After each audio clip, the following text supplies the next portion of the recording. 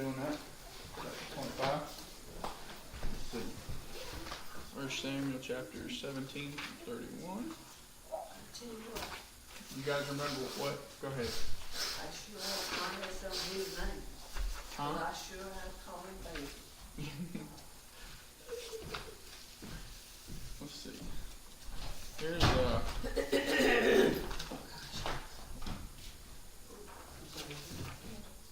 this is that sermon from the other day, but I don't know.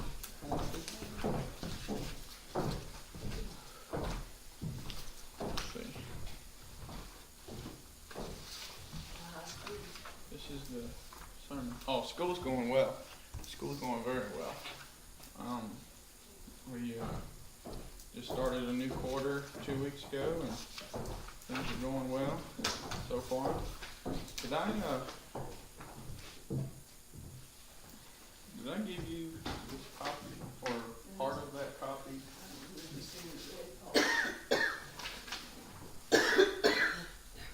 Oh, here it is.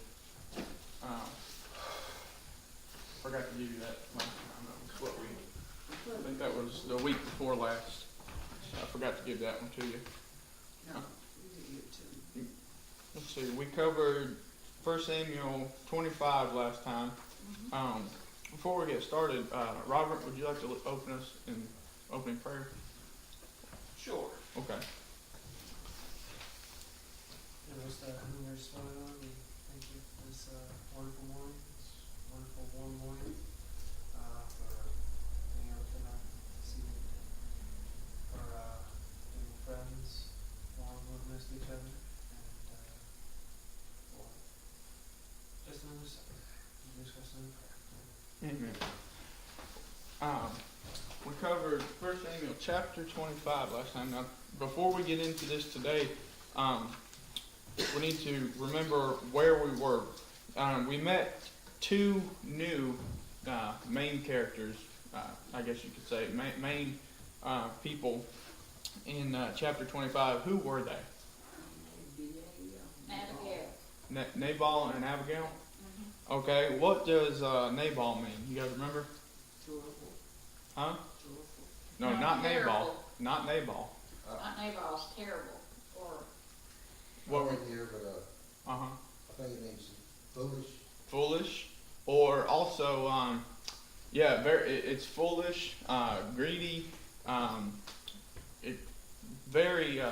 without wisdom. And do you remember what Abigail means? Joyful. Yeah, my father is joy. My father rejoices. Beautiful. All these wonderful names. Now, you see one man with a name that means all these negative things, and you see this woman whose name means all these beautiful things. Now, how are they related?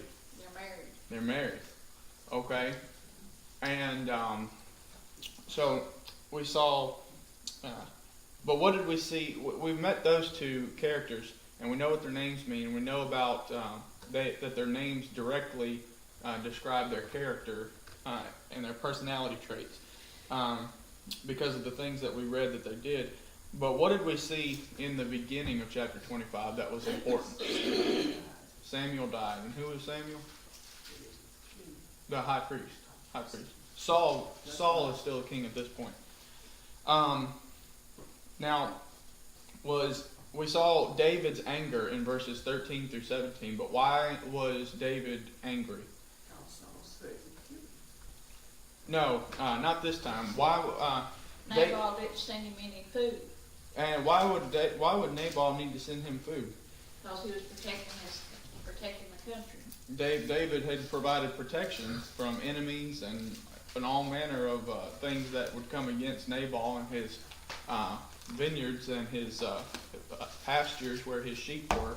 And why should Nabal have been thankful to David and be jumping at the chance to pay him what he's due when it concerns his pastures and all that? Well, David was doing Nabal's fighting for him. Right. And why were the sheep important to Nabal? That was his will. That's where he got most of his wealth from, because how do we know? He was rejoicing. This foolish character, this greedy man, this hateful man, he was rejoicing here in chapter 25 for what reason? Shearing sheep. Yeah, it was the time. It was sheep shearing time of the year, and we know that he was happy because he had so many sheep, and they were, assumably such high quality. People would pay good money for it. So that's the time of year where he made his money. And so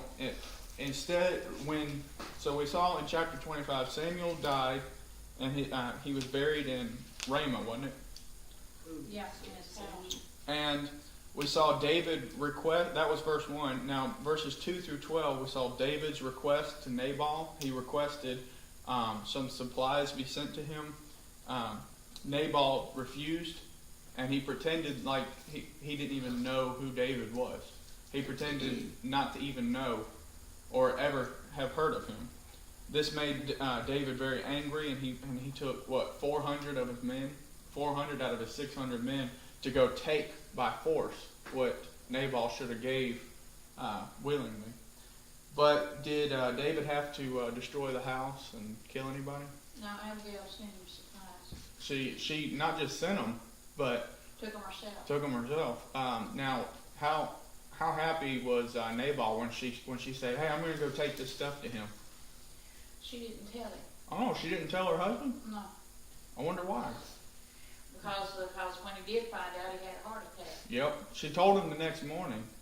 He was having a big party that night, and he was getting drunk and all this other stuff, and he was laughing and having a good time with his friends at this party, and then she told him when he sobered up in the morning. She told her husband that she went ahead and saved the family, saved everything by taking David what he was owed, and she did it in the middle of the night. She went on the Covert side of the hill. covert side of the hill. And what does covert side of the hill mean? It's hidden. Yeah. So she tried to stay out of sight, so her husband or the other watchmen didn't catch her. She wasn't trying to do anything deceitfully, but she knew that if her husband found out and stopped it, she knew that David's men were going to be swift and powerful in their coming. So Abigail's peace offering was 18 through 27. Then Abigail made a request to David in verses 28 through 31 that David not, enact any kind of judgment upon them. David does what to Abigail's request? Does he ignore it, or does No, he? he honors it. Yes. And what did we see Abigail do when she met David that was reminiscent of what David did when he saw Saul in the last chapter? Did she come up to him and say, "Hey, you ain't gonna take here's your stuff, now you can't come against us"? No. How did she approach David? Yeah. And what was the first thing she did? Fell at his feet. Fell at his feet, and she bowed to him out of respect, right? And she humbly made a request that David take mercy on them and take his things and go. David realized that maybe I shouldn't have gotten this angry this quick, and no problem. Everything, let's let bygones be bygones.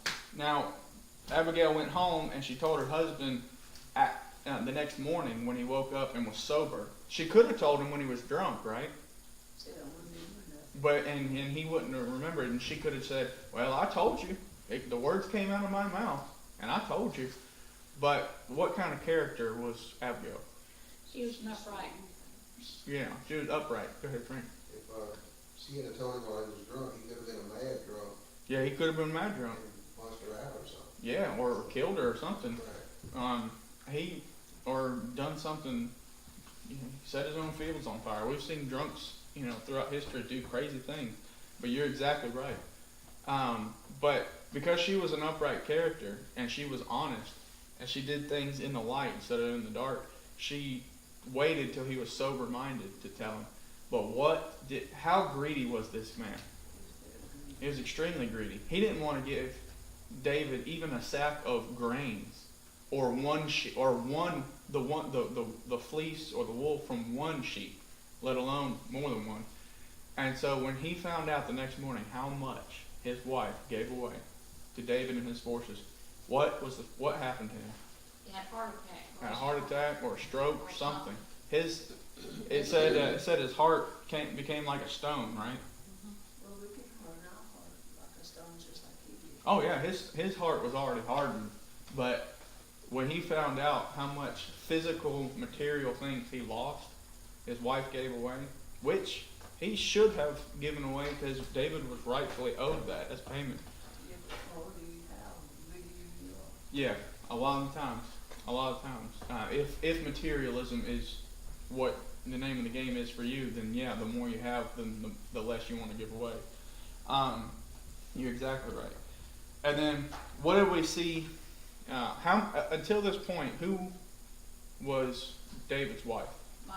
Michal, daughter of Saul. the king, Saul.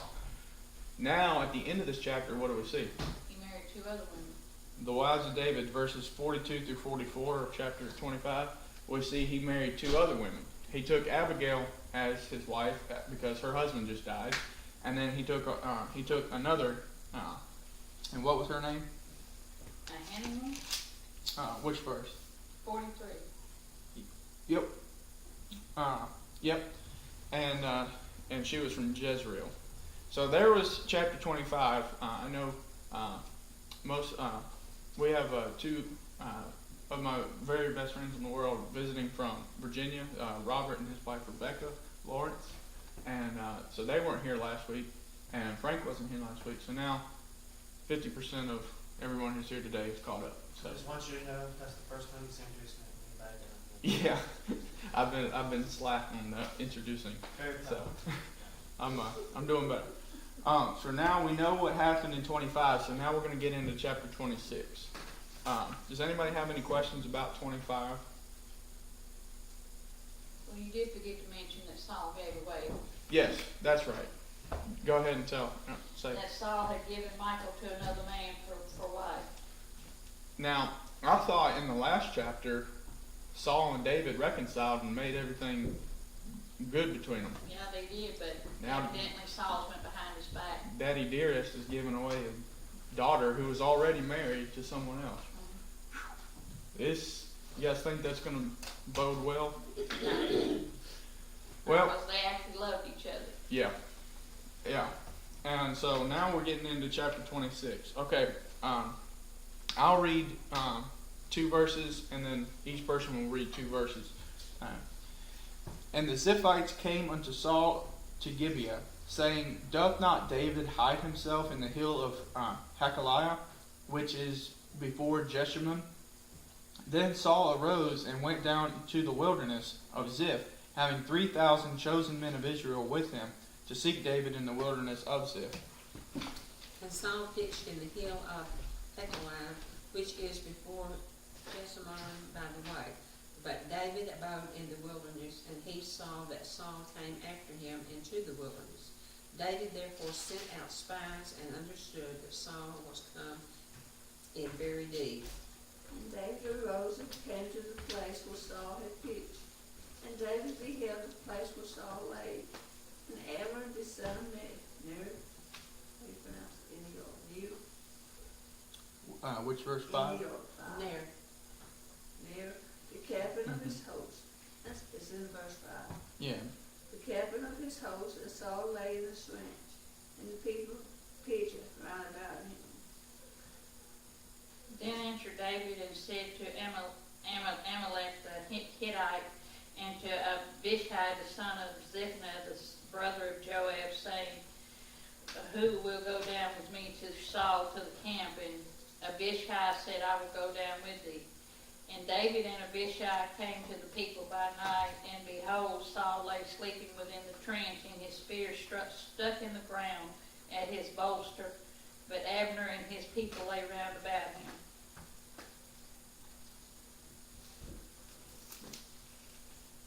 Go ahead, Robert. Hmm? Go ahead, Robert. Which one were we at? First Psalm 26, verse 8. Verse 8. Okay. Sorry, I thought that was one. Sorry about that. Then said, Abishai to David, Thou hast delivered mine enemy into thine hand this day. Now therefore let me smite him, I pray thee, with the spear even to the earth at once, and I will not smite him the second time. And David said to Abishai, Destroy him not, for who can stretch forth his hand against the Lord's anointed? And he goes. And David said, As the Lord lives, the Lord will not strike him, for his days will become to death, for he will go down into battle and perish. And the Lord ordained that I should put out my hand against the Lord anointed. But take now the spear. Sorry, my flash.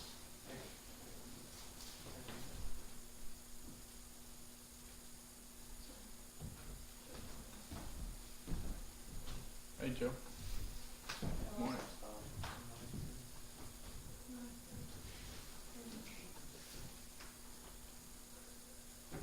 Anointed, but But I pray thee take through now the spear that is at this boister and the curse of the water and let it go. So David took his spear, and the curse of water from Saul, lodged it. They gathered them away, and no man saw it, nor knew it, neither awakened.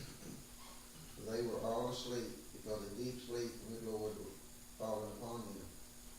Then David went over to the other side, and stood on the top of a hill, afar off, a great space being between them.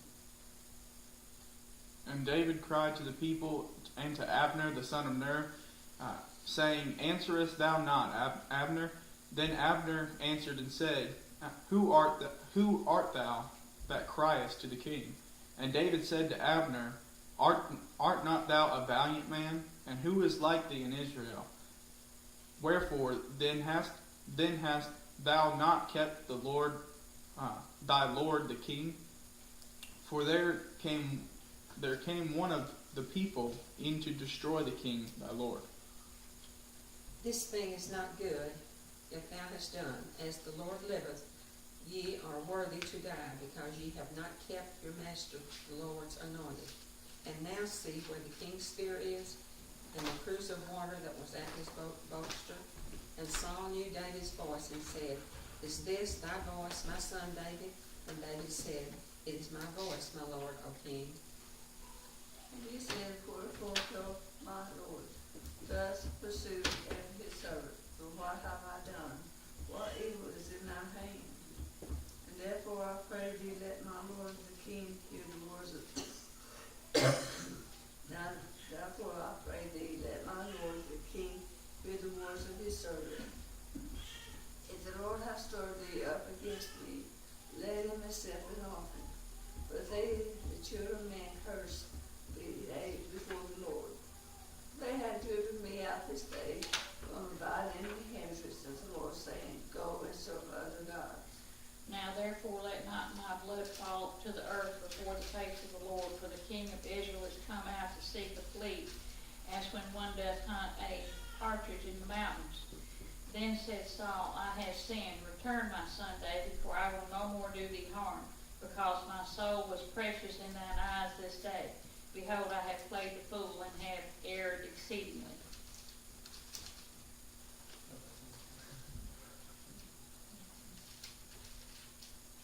And David answered and said, Behold the king's spear, and let one of the young men come over and touch it. The Lord rendered to every man his righteousness and his faithfulness. For the Lord delivered thee into my hand today. But I would not stretch forth mine hand against the Lord's anointed.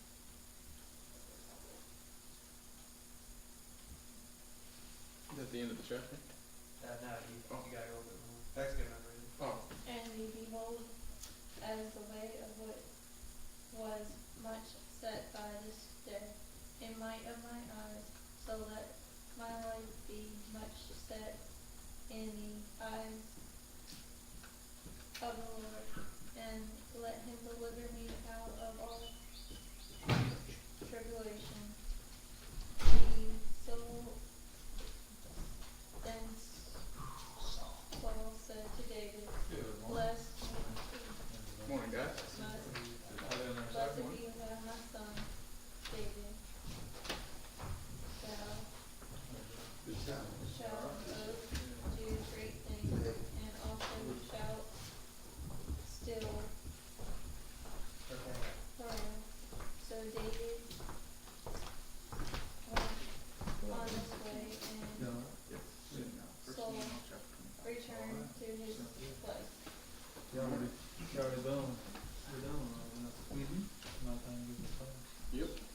that, this is the commentary. So. My brother not. Yes. Good morning, guys. Good morning. Just find a seat anywhere you want to sit. Anywhere. This is Trent and Brandon Myers. You guys know Trent. He's been here before. And then this is our other brother, Brandon Myers. He's been preaching at Hughes, Arkansas for the last few months. So Hughes, Arkansas, or Hugh. So he's been preaching there for the last few months. So we see.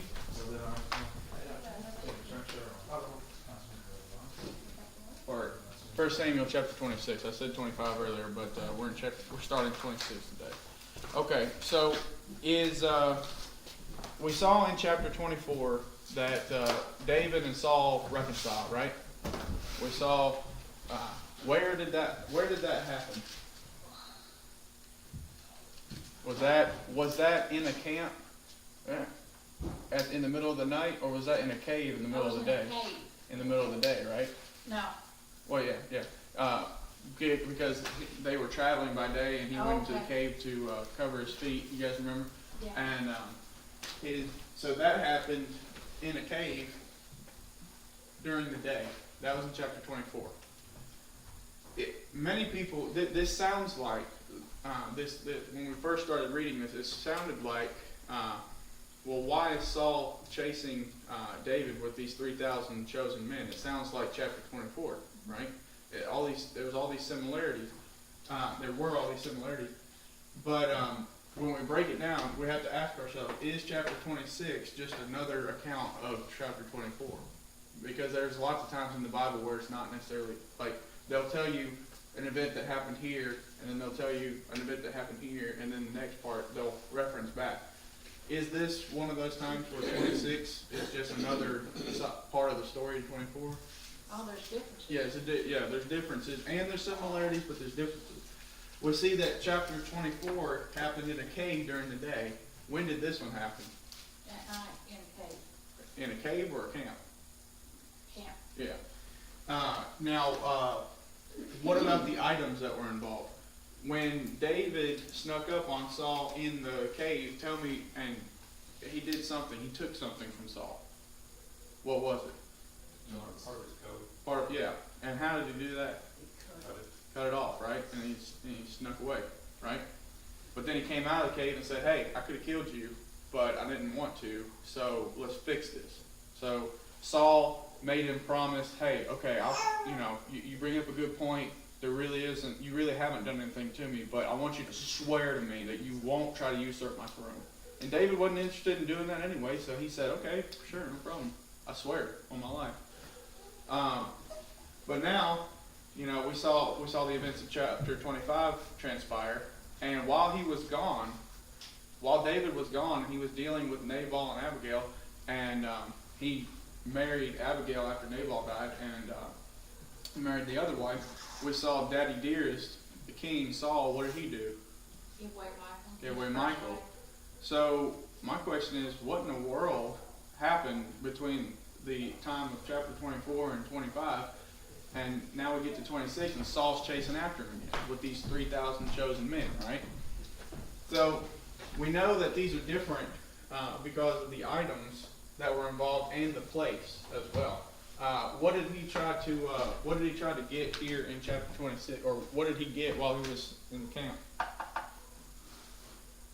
Did he take another hem of the garment? Took spirit of Barnabas. Right. So there are some similarities here. Now, before we get into those, I'm going to ask you guys, Abishai, or Ahithophel, Abishai, and Joab. You guys remember these names. This is the first time we've heard these, but remember these names because they're going to, especially Joab. They're going to be big players in the game later. I'm talking about different battles and wars and all these things. So this is the first time we've met them. And how are they? Do we know how they are related to David? you guys remember, they're his nephews, his sister's sons. So, we're gonna see, every single time they are mentioned with having interactions with David, you'll always notice a golden thread throughout. You could call it favoritism. You could what is that? What is that term for when somebody gets a job or a position or a promotion based on Family relations, Yeah. nepotism. nepotism? That's what it is. That's what it is. There's is David perfect? No. No. Does David show favor on some people? Does You know, it what- show nepotism? Yeah. Later on, we're going to see this, but right now, take note of these three guys because they're going to keep coming back. Well, Layne, who was the nephews? It should be Ahimelech, Abishai, and Joab, right? You guys just finished Hebrew history too recently, so those are the three brothers, right? I think so. Yeah. So, and one of these guys is extremely fast. We'll see that in 2 Samuel when he chases somebody down. He even gives them a head start and he chases them down. But they say, as they say, speed kills, and we're gonna find out how. So, but that's later on. But right now we see here in chapter 26. What did we see in verses 1 through 7? You guys notice that we started talking about it a second ago, but in verses 1 through 7, what's the big ticket item? Saul's coming after David. Saul's coming after David again. We saw some of the differences, but let's look at some of the similarities. Let's look at three of them. There's three similarities in these events, and they were David spared Saul's life when he could have taken it, right? Would have been easy. Saul had his usual standing army of about 3,000 chosen men. And how many people do we know David had? 600 at the most. So he's outnumbered 5-1, and he's still able to do all these great things, do all these things. He's still able to get the person who's trying to kill him, right where he, anybody else would have, any lesser man would have wanted him. And we also see the Ziphites were involved in both of these instances. You guys remember what the Ziphites did the first time? When Saul was out David was out in the wilderness after he had helped the people of the fortified city. He prayed to God and said, "Hey, are these people that I just saved, are they going to be faithful to me and protect me, or are they going to turn me in?" They're going to turn him in. And God said, "Yeah, they're going to turn you in." So he didn't tuck tail and run. He was wise and didn't stay in a trap. So he left out into the wilderness, and these Ziphites went up to Saul and said, "Isn't that the guy you're looking for? He's out here at this location, and in these mountains, in all this wilderness." So Saul, that's when he got his 3,000 men and went and tracked them down. So we see these same people are involved in this instance as well. So look at verse 5. "And David arose and came to a place where Saul had pitched, and David beheld the place where Saul lay, and Abner, the son of Ner, the captain of his host." What does the captain of his host mean? Over his army, over a Right. certain amount of men. He's like what we would Like what a we captain of company man. right. Well, that's what we would have in our military today. Would be like a captain or a general. He's in charge of these other military of the military force. But what did we talk about? Or what was that word? Nepotism. Nepotism. Do we see it already? I mean, it may be Abner. It might have been that Abner was the best man for the job, but it also might be a little bit of nepotism. "Son of Ner, the captain of his host, and Saul lay in the trench, and the people. I might be wrong on that. I'm still thinking about if Abner is one of the three, but I could be wrong. The captain of the host. Well, either way, he is. I think this is the captain of Saul's host, is it not? But either way, he is good at what he does. So he's there, the captain of the host, and Saul lay in the trench, and the people pitched round about him. What does that word trench mean? Yeah. Now, would this have to be like a small one, or? Yeah, it would be big enough to have all these people, right? They moved their things with wagons and horses, and they have all this stuff that the armies would need, that any good army would need. So there would have to be some type of it'd have to be sizable. Now, this was around their camp. Let's see. In the center, this is what Bob Knox is saying in his commentary. In the center, leaders could gather with the army stationed between them and the wagon. This is where Saul and the captain of his host slept. So Abner, right now, yeah, that's what it was. I was getting myself all confused later, thinking about 2 Samuel. But we need to stay in 1 Samuel. This is where Saul and the captain of his host were sleeping. This was a defensive maneuver, so that the camp was, if the camp was attacked, the leaders would have more safety and the opportunity to rally the troops. But we see right here that they knew where they were. You know, they're smart. They're military men. They knew where the leaders of the forces would be.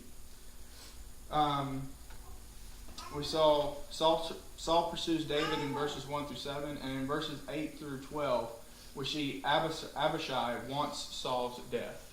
Somebody read verses 8 through 12.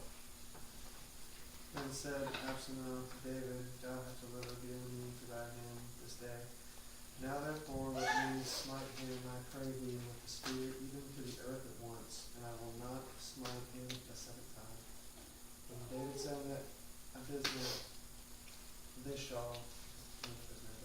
destroy him not, for who can stretch forth his hand against the Lord's anointed and be guiltless?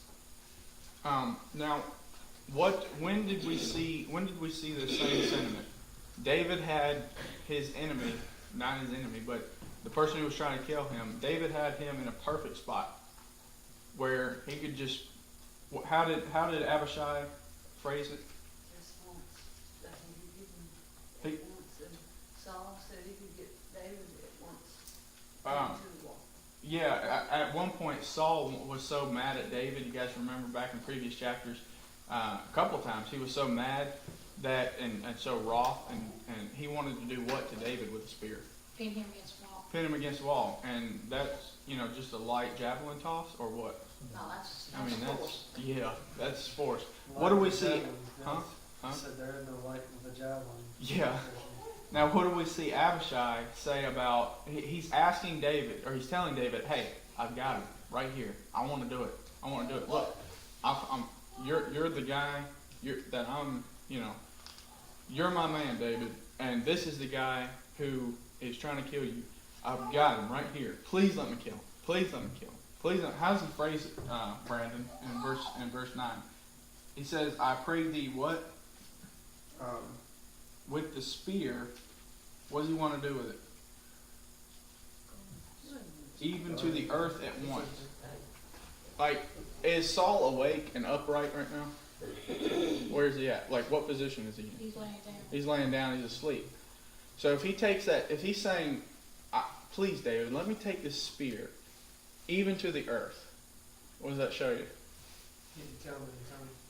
He wants to drive that spear through him so hard that it goes through him into the ground. That's pretty intense. And they say the Bible isn't exciting. I think that's pretty intense. It's a shame too, people that love each other, then they just turn right off. Huh? Two people that love each other, just get them right off. Sometimes. And how serious is Abishai about this? Is he gonna pierce his arm? His hope. Yeah, he doesn't. If he just wanted to wound him, then he would have said that. But how do we know he wants to kill him? How do we know that? Not for the second time. Not for the second time. I wouldn't. He's like, I want to smite him so bad the first time. I won't even have. Nobody will have to do it the second time. Well, that's the way Saul felt like it. That's the way Saul was about David, but this Abishai is on David's side. And he's like, hey, hey David, you didn't listen to us in the cave when you had him and we wanted you to kill him. Look, the Lord has given your enemy put him in your hand. Let me do it, man. Let me do it. You will be. Anxious. Yeah. So we see Abishai wants Saul's death, but again, just like in the cave, when David had the opportunity to do it, what did David tell his people?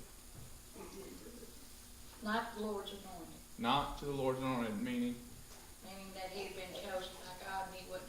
Mm-hmm. Wouldn't it have been so easy for David just to take the throne? It'd just be so easy. But what would that have meant? Then he would have killed Saul. And would that be a quality rule?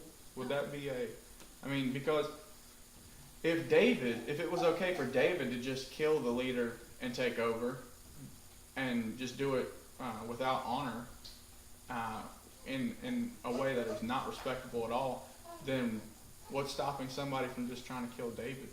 And then the next guy, and then the next guy, and then the next guy. Do we see here how David, like the way he's handling this situation is setting a great precedence for, and how many people are seeing him do this and hearing him give his reasons? All these people that are following him. So it's not like he's just saying, no, let's not do it. He's giving his reasons and he's saying, no, I'm not going to do this. The Lord put him in power for a reason. He's our king. We've got, we're good.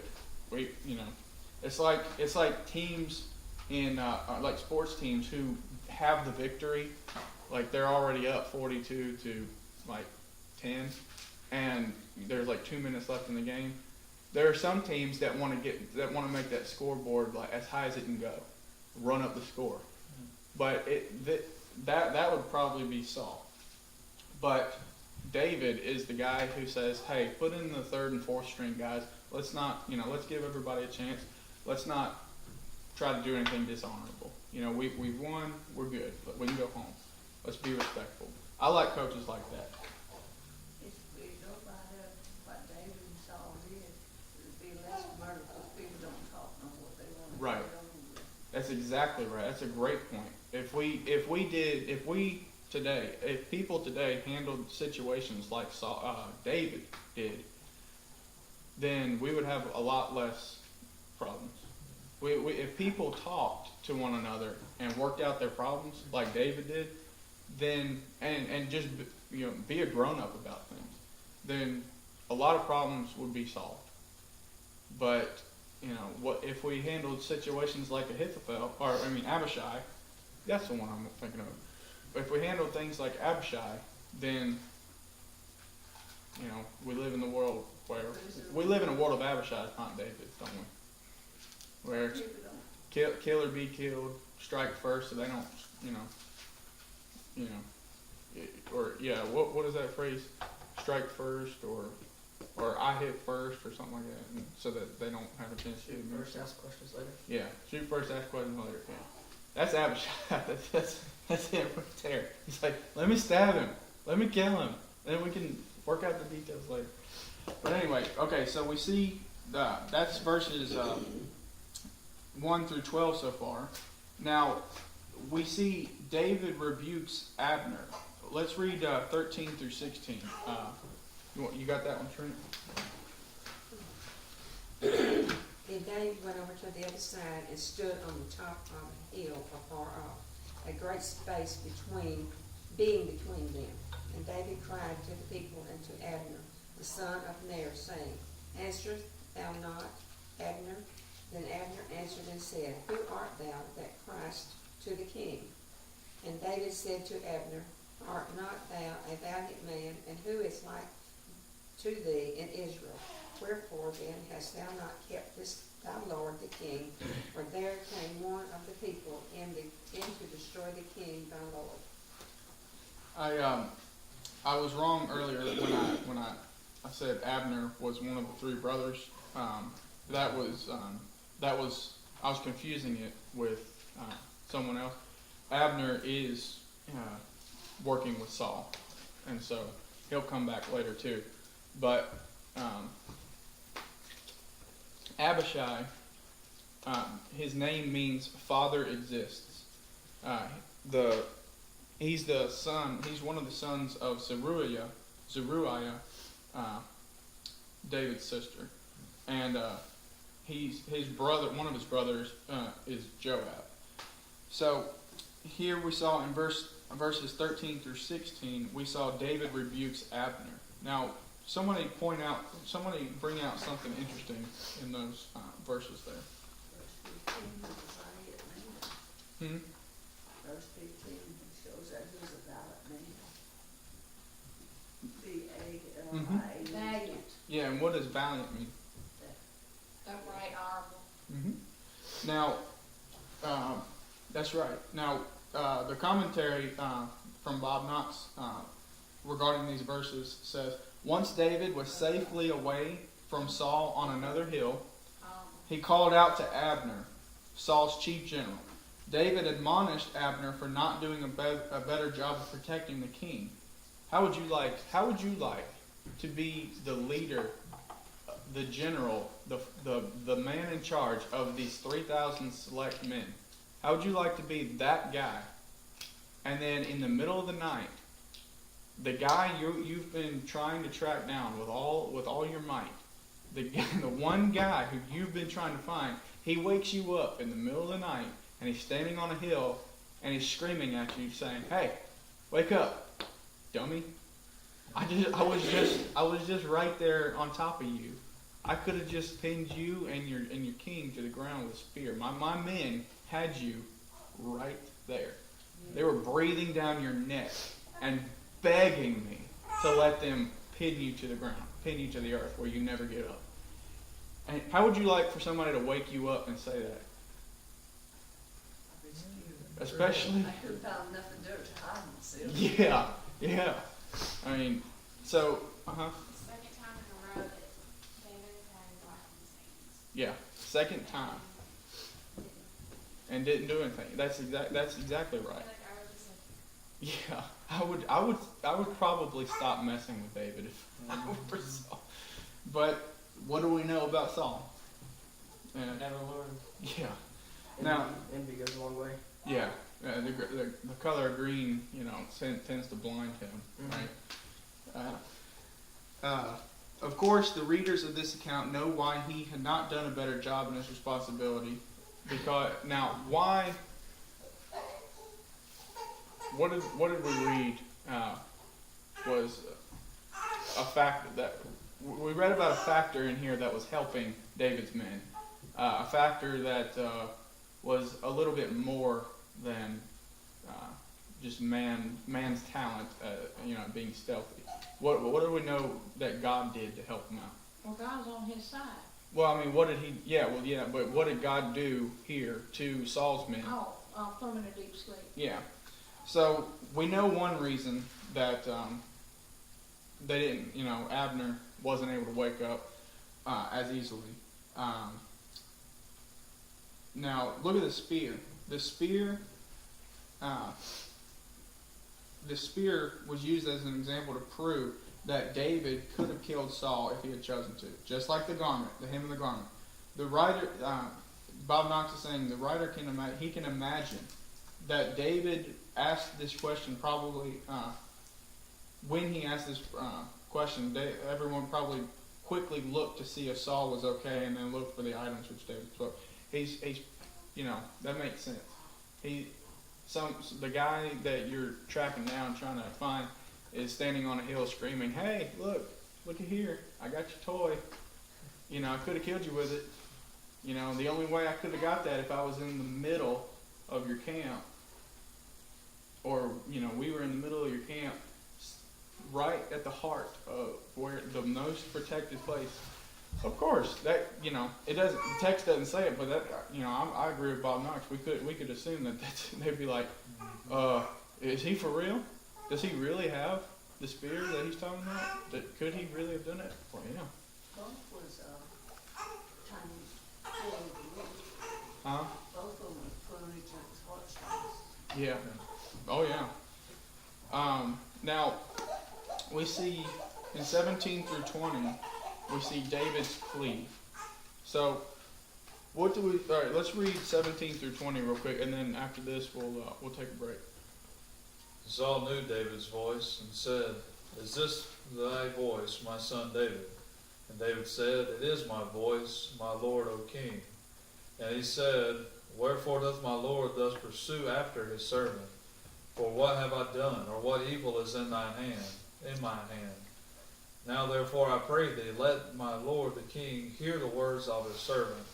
If the Lord have stirred thee up against me, let him accept an offering.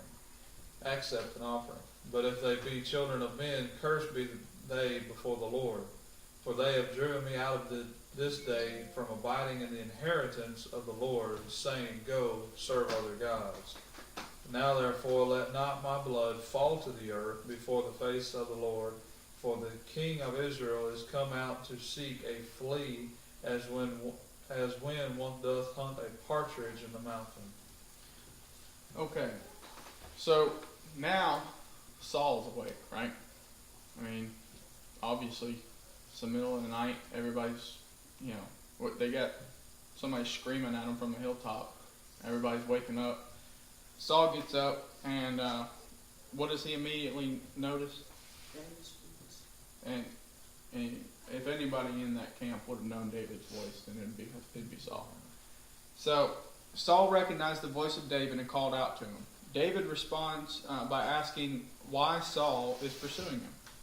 That's a pretty fair question, right? Why? Because he's like, the last time they talked, at least the last time we're told that they talked, they settled everything, right? So, if I settled something with somebody, and then all of a sudden, the next time, I see them, they're trying to kill me again, of course I'm going to ask them, what's your deal, man? What's your problem? He challenged Saul to show what he had done was wrong, and why he challenged Saul to tell everybody, or to tell David, what David had done wrong, and give the reason why he's pursuing David again. He said, "What did I do? If I've done something, tell me. What is your problem?" He then puts forth two propositions. If God has stirred Saul to come against him, then perhaps a sacrifice would straighten this matter up. This may have been meant in one of two ways, or both. David was saying, if I have done something worthy of punishment, then a sacrifice will clear the matter. Or David says, if it was people, the children of men, who had wrongly stirred up Saul against him, then they should be cursed by God. That makes sense. If he said, if God is telling you to come and get me, I serve God, so let's figure out what to do. And I want to make it right. I want to make everything right with God.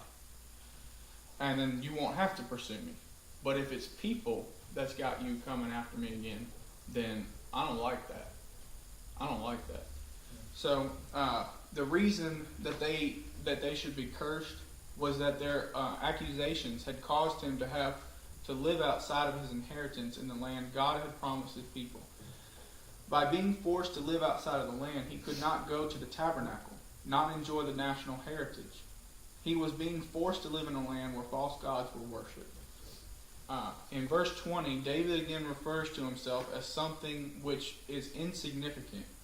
He spoke of himself as a what? Flea.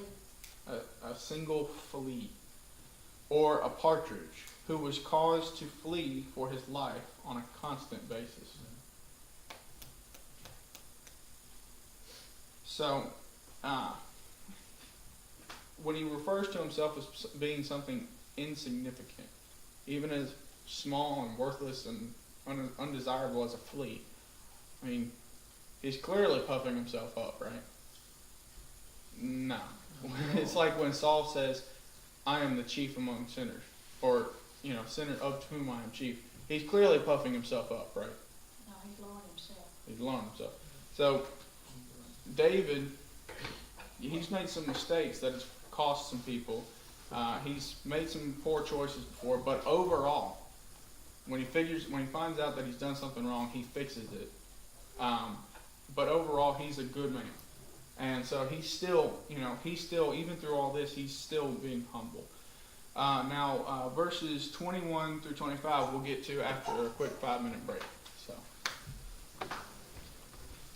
you need to use the bathroom or something? Go ahead. 30, 9:30. I forgot to tell you that. Sorry.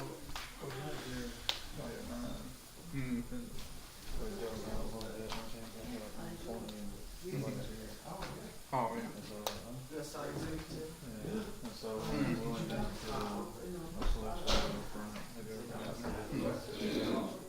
I want to go down there. See what? So I want to go a river. Oh yeah, because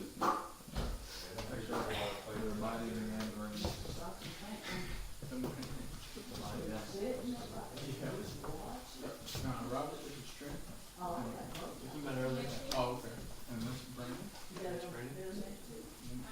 I didn't know it's spelled wrong. Well, too many ways to say.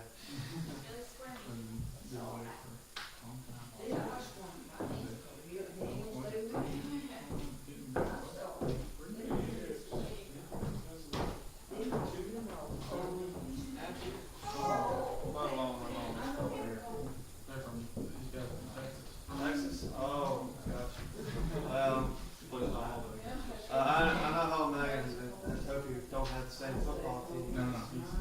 Okay. No, Dallas Cowboys fan. I'm a Redskins fan. Oh, it's good, it was fine. Did I mean? Well, no one's perfect.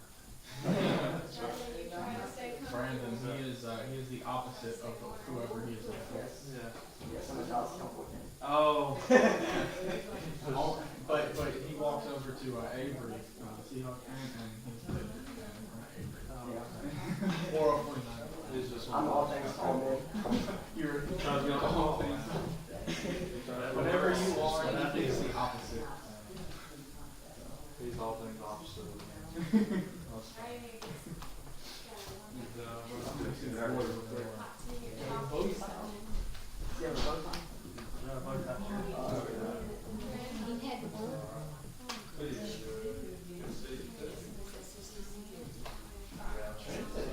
It wasn't because he wanted to, I promise.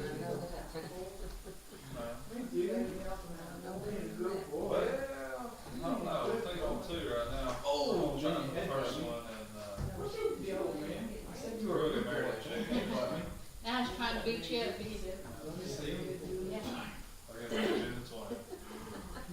And we're gonna try to have one nationally, and, if, any complications, we can make it last one, big time, first 2 I didn't need that. Well, she has diabetes, and he said he want to, we want to try to make it personally, and if the child has diabetes, so the doctor for the third. Baby. So it's very hereditary, so I actually about halfway. What like was he saying? Well, Back it up. technically, she was 18 months old when she got diagnosed. Her sister was 13 months old. So both of them. Then we debated before we got Oh, yeah, and That's kind of, I remember it just a little bit. My dad watched that some early 80s, early 90s. we get up while all the sports are fast Yeah, now you gotta pay. Sheets or something more, you have to scratch yourself. Oh, goodness. $30, $35.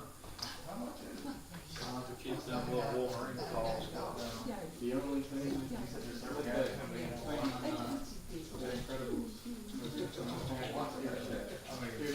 wouldn't be that much buying so much gas.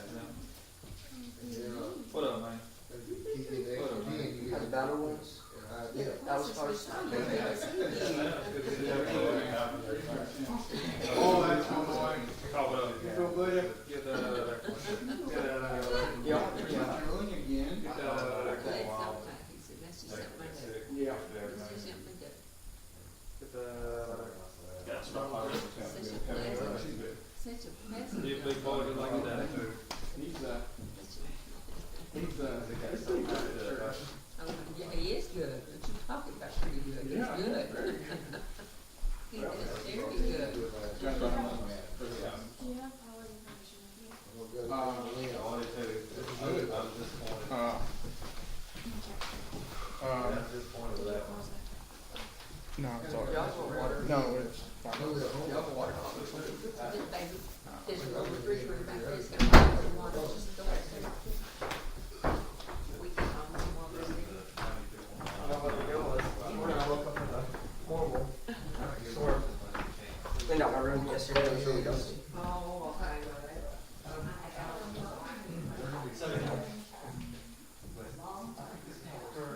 For a very long time. I think it's the best case scenario for sports.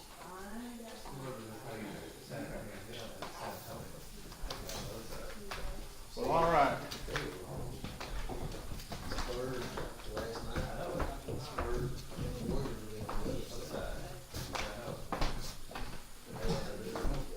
Where it calls, is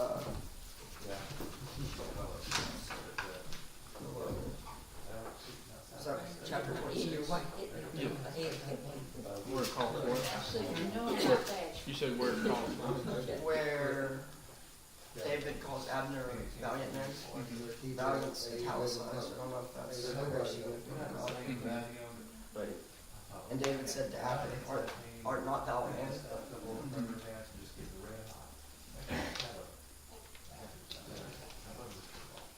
They probably added that in there because of his position or something. Yeah. Yeah.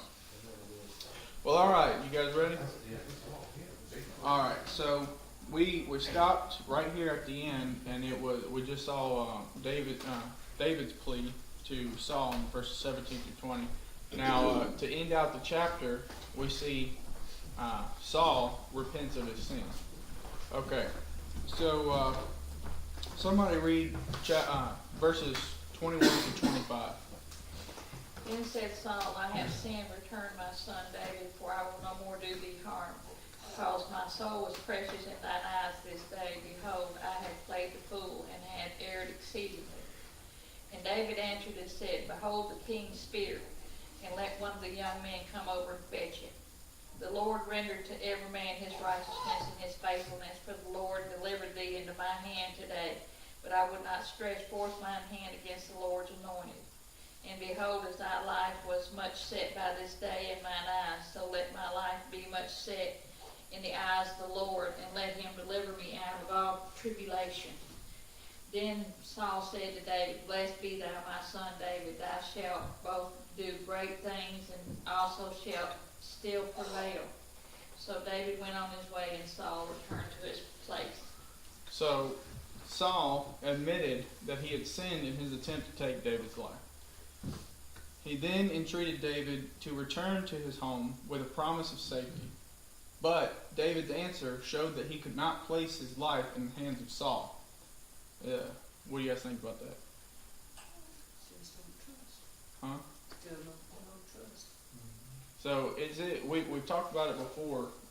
When a person or a group of people or two people reconcile their differences, or when a person may, we talked about what that guy did to my sister back at the home congregation.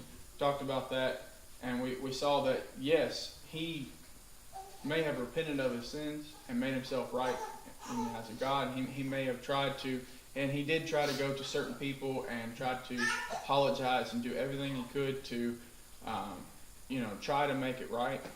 And we do know that that's what a Christian is supposed to do, and that what other Christians are supposed to do. If a man asks you if your brother asks you to forgive him 7 times in a day, what are you supposed to do? All right, what about 70 times 7 in a day? Yeah. Okay, right. So that's what a Christian is supposed to do. And we know that, we see here they're trying to make amends here.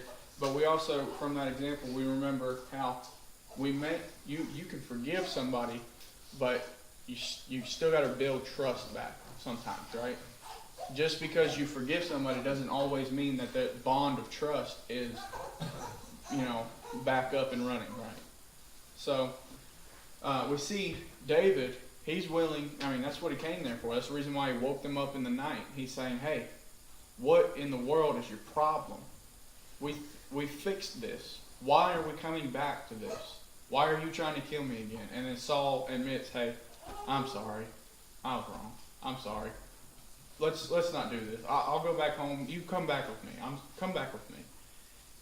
But David doesn't necessarily bite that worm on that line, does he? He's willing to work it out. That's the reason why he came there. But he's not willing to just say, okay, let's do this. Because what's stopping Saul from the next time he wants to pursue David? What's stopping him from just going and killing him when they're together in the same city? It'd make it a lot easier. Let's see. But David's answer showed that he could not place his life in the hands of Saul. Instead of going to the camp of Saul, he requested that one of Saul's young men come and get the spear and cruse. David next, that's pretty smart. You instead of me coming to you in the middle of all your people, like you did. You guys remember when he went to Gath, and he had Goliath's sword, their celebrity that he killed, and he noticed, oh man, I'm in enemy territory, and I'm surrounded by all these people. And how did he get out of that situation? Like man. He acted like crazy, even foamed at the mouth and all that.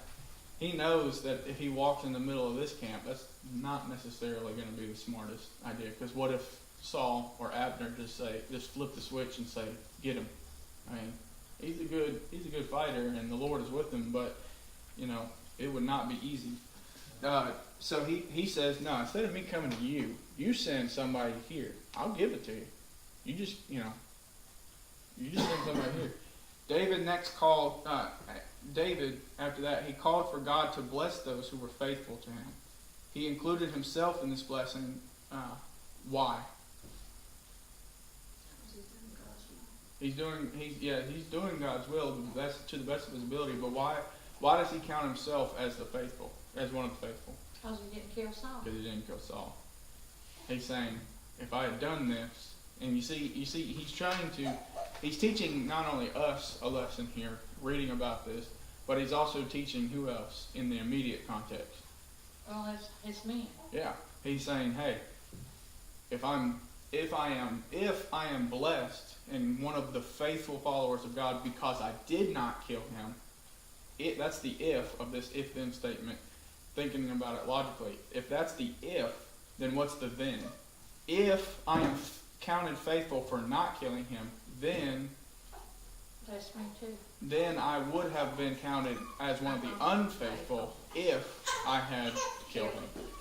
So he's trying to teach his men this as well. At least that it's abundantly clear to me, and we can learn from that as well. What else can we learn from him, including himself as one of the blessed? Can we be assured of our salvation? Can we? Or are we supposed to live in fear every waking moment of, man, I hope God loves me. I hope God takes me when I die. Should we ever live like that? No. But what were you going to say? I'm sorry. I'm sorry. I was going to say that you should be assured of your salvation. Mm-hmm. Oh yeah. Now that doesn't mean get comfortable, right? No. That doesn't get complacent or just sit back and say, well, I did 5 steps that the preacher talked about every Sunday, and I'm cool. I've been coming here for 50 years. Yeah, There's I'm a good. difference between assured and cocky. Yeah, and complacency. I met a man on it was in Kent, Ohio, where Kent State University is. And I knocked on his door. We were out there evangelizing, trying to get people interested in coming to the gospel meeting. And he answered the door and he said, if you're a Jehovah's Witness, I'm not interested. I said, no, I've actually got the truth. Well, that got him to keep his door open for another second. And he said, okay, well, who are you with? And I was like, I'm with the Kent Church of Christ. It's right here next to the fire station. We've got a gospel meeting. Me and a bunch of other guys are here from the Memphis School preaching, trying to help this congregation and get the word out. He said, oh, okay. Well, I'm glad you're not a Jehovah's Witness, because I was going to argue with you, or I was going to argue with you and then slam the door in your face. He was just out front and open about it. He was trying to make a joke. I said, are you interested in coming? He goes, no, I'm a Catholic. So that means, he literally said this. He said, so that means I pretty much go on Easter and Christmas, and I'm good. I send my check in every once in a while, and I'm cool. I'm good. I know I've already done all the good works I need to do to get to heaven. So, I know I'm just waiting on God to take me now. And I'm like, it took me a second to respond, because like something like that, you don't want to have just a knee-jerk reaction and say something, unless you have something good to say. So I was just kind of like, well, if I was trying to talk to him a little more about it. He's like, nah, I'm cool. I really am good. I know that God will take me. And I was like, man, I really can't walk away from here and without trying to tell you about the gospel. So he was dead set that he was saved. But his whole attitude about it was, yeah, I've already done all that when I was a kid, so I'm good now. He was assured in his mind, he was assured of his salvation, but he didn't continually do it. So he goes 2 days a week. No, he doesn't go 2 days. He has 2 days a year. I was wanting to talk to him about that, but he was kind of like, well, it was nice talking with you, and then he shut the door. He didn't slam it in my face, thankfully, but he shut the door. So. As a kid, you didn't understand it. As a grown-up, you thought the scripture says it. Right. You did not have Right. It was really hard to knock on the next person's door. It really was, because my heart was just so, I was still thinking of things to say to him to try to get him to, at least give it a shot. Come and hear the gospel. Study with us. I was still trying to think of that, and it was really hard for me to, because I was so sad for him. Yeah. It was really hard for me to go to the next door and knock on it. But anyway, we see here that David is assured of his salvation, and he has a reason, right? And it's a continual thing that he's doing. He's being faithful, and he has recent events to back it up. Chiefly, not killing Saul and Philip. Saul ended this discussion between him and David by saying that David would do great things and prevail, meaning he would come out on top, and each went their separate ways. So that was chapter 26. What do you all have? What thoughts do you guys have on this chapter? To me, Saul still standing the peace. I don't care how hard David's trying to show him. Mm-hmm. David seems to be pretty consistent, but Saul seems to be very here, there, and everywhere with it, right? How can somebody be so greedy to have so much ownership? Yeah. I have noticed one that's got the money or greedy, one that's poor to always giving. Well, greed is You can't take it with you. it's an interesting entity, is what it is. Greed is an outlet sometimes too. Yeah, that's a good point too. It's an outlet for some people. That's the only way that they know how to. That's their life. That's all they know. Mm-hmm. And so just like the person who struggles with sexual immorality, or just like the person who struggles with deceit and lies, just like this person who struggles with, there are some people that the chief sin in their life is murder. Like, that is the one thing that they are tempted to do all the time. And we act surprised at that. We act appalled and disgusted because, and like they're any worse than a habitual liar or habitual, sex offender or something. They're all what inside of God? All sinners. All equal. they're all equal. I mean, of course, go ahead. Talking about greed, Yeah. greed is an awful thing. Guy I work with goes to the casino, and he says he wins, then he just stays and trying to break them. I say that all the time, greed is an awful thing, that's what he's doing. Mhm. Besides sinning for gambling, Mhm. he's got greed on Yeah. top of that. Mhm. And that's what they bank on. That's what establishments like that bank on. Just like, you know, I'm not even gonna say gentlemen's clubs, strip clubs. I mean, there's no gentleman thing about it. You know, they thrive on the sin of this, you know, of sexual immorality. The world and the majority of people are not going to live in accordance to God's will unless Christians get out there and bring it to them and convince them His way is better than the ways of men. Narrow is the gate, straight is the way, you know, or narrow is the gate, and straight is the way, right? That leads to. Homosexuality, I don't think they got a right to get married, I don't think they got a right to adopt. I know kids things, I don't, but they don't do that as right. But the majority says, oh yeah, it's okay, that's their love, right? Last time I They had put the heart stamp on it and color it with lots of colors, and then all of a sudden it's okay. They ain't stealing the rainbow from me. We had it first. God gave it to me, not them. It's So. interesting, speaking of that, whenever they started doing the polls and the stats on children growing up in a homosexual home compared to children growing up in a heterosexual home, Mm-hmm. and the test itself was biased to that the man and woman couples that they asked were either they were only child, they were the child of a single mother or a single father, they was a child of a contentious home. They didn't broaden their horizons to everything. Mm-hmm. They stuck to only that which would be to their cause, and they Mhm. only asked 100 or more Mm-hmm. of, I think, 100 people in about 4 or 5 different places. Mm-hmm. And so they had a very small pool to pull from, and they said that the majority, just so they can get that majority, they asked just very, very little. And let me ask you a question. How in the world, what is one little symbol what's the one symbol that they used in those polls? What are these polls and surveys use one symbol? Y'all tell me what it is and I'll write it up here, that they use to convince everyone. What is the one little symbol that we have? Well, there's one that could, but I'm thinking of something else, more powerful than that they use to try to convince, and it's very effective.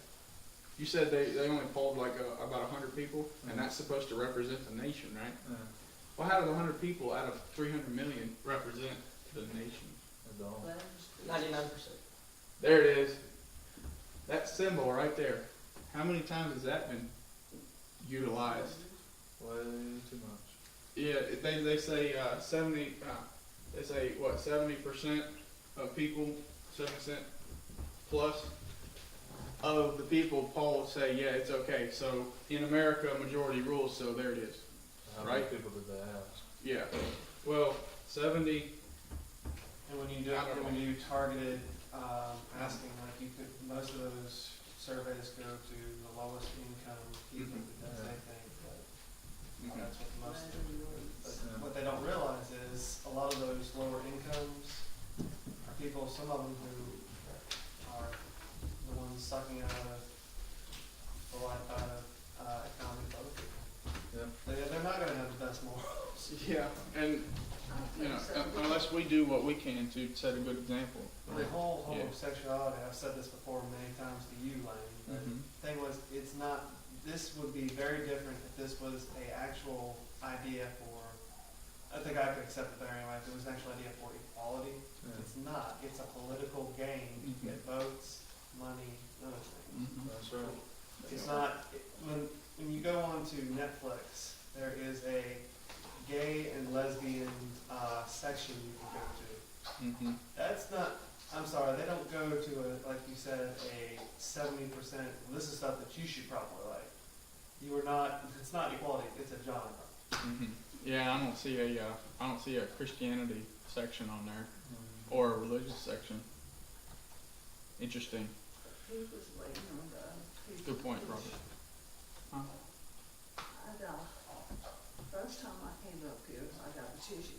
Mhm. Yeah. I walked all over town, I had people sign. One girl said, I won't sign because I ain't a woman. I said, pardon me? Mhm.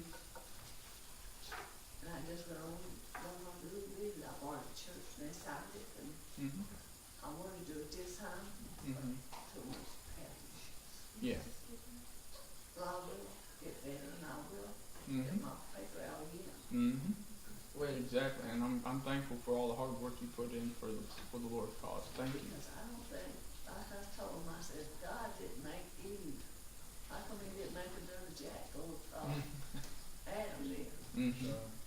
That's true. And then God said produce of its kind. How they gonna produce of that kind? Yep. It's got to be one male, one female. But you're exactly right. But what were you gonna say, Brandon? With Saul and I have a one-track mind, and I'm Yeah. just go back to that. But with Saul and David, I think it has less to do with greed and more to do with envy. Yeah. He sees that Yeah. Saul sees that David's just a genuinely better person than he is, or better for the job than he is, Mhm. and he wants to kill him because of that. And Not to watch myself with that a lot. Mhm. Not as far as killing someone. I've never been tempted to kill someone, but Right. as far as looking down on someone because I see they're better than me, Mhm. and I can find myself, if I'm not careful, doing that. Mhm. And that's something that in some way we all struggle with it, whether it's heavy in our lives or just life. But what's interesting about let's say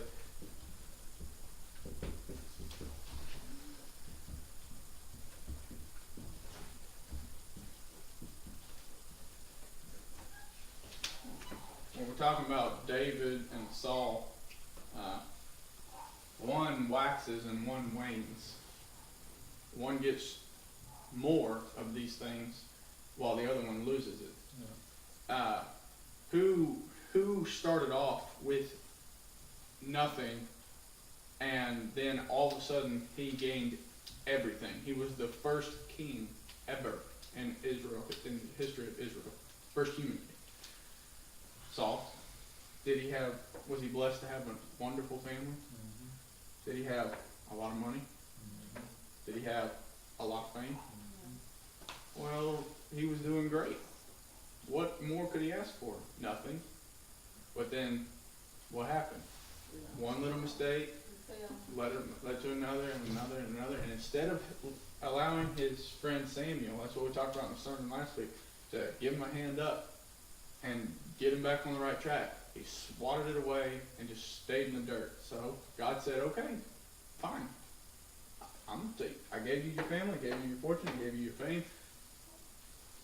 Fine. I'll find somebody better for the job. You don't deserve it. So what happened to Saul's family? Well, remember his son, Saul's son. Who does Jonathan prefer to be around even more than his own father, the king? David. Lost one family member. And he What loves about, David as his own son. What about his daughter? What about Saul's daughter? Married David. What was, There's David. was David younger than Jonathan? Or Jonathan was younger than? Oh, I don't know. I'm not sure which one is older or younger. But there's his family. This is this Saul. This is David. Now, what about the fortune? Did Saul? We haven't talked about it too much, but when Saul dies and David takes over as king, everything. I'll just put A-L-L. All. He doesn't have anything because he's going to be dead soon. We're getting right to that chapter here very soon. All of that. So Now, what about fame? You guys remember the verse about the David's done his, or I mean Saul's done his. Thousands of Thousands. done his 10,000. Yep. Now, this jealousy. This whole thing's been about the jealousy thing. What caused Saul to lose his closest family members to David? Did God just take them away? No. His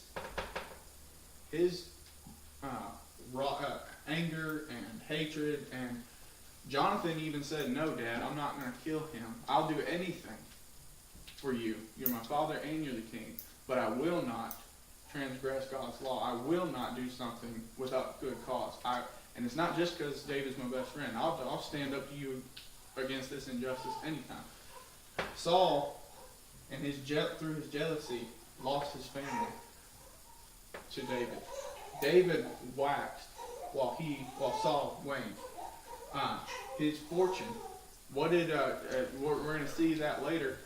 The reason why Saul dies is because he's out there not doing something he should have. And his fame, the thousands and 10,000s thing, that caused him to be even more jealous, and that's what caused him to want to pursue David and kill him.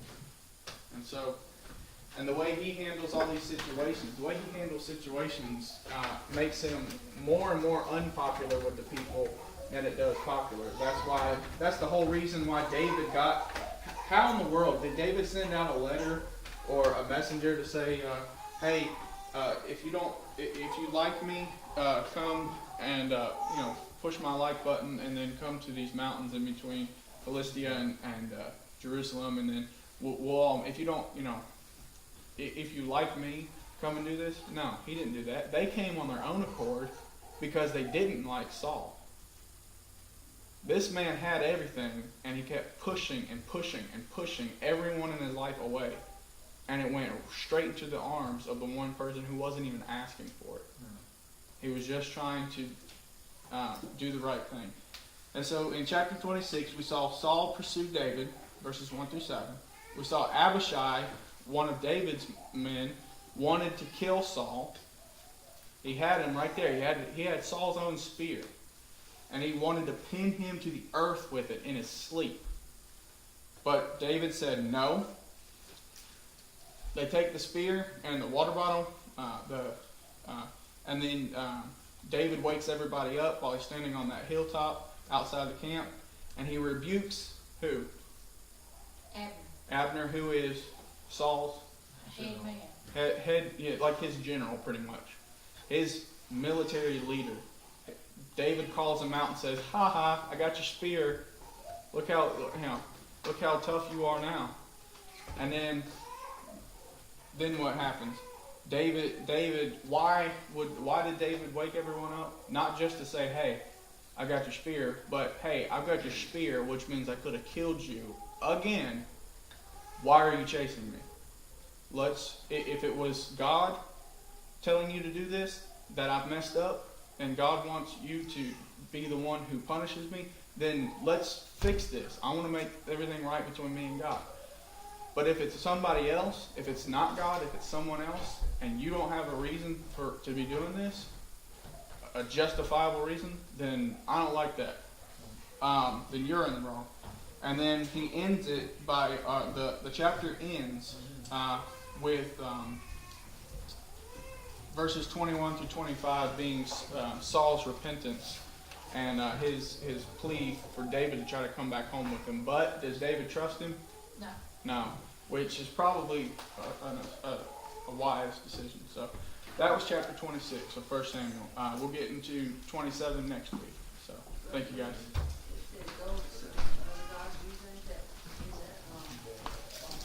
Which verse?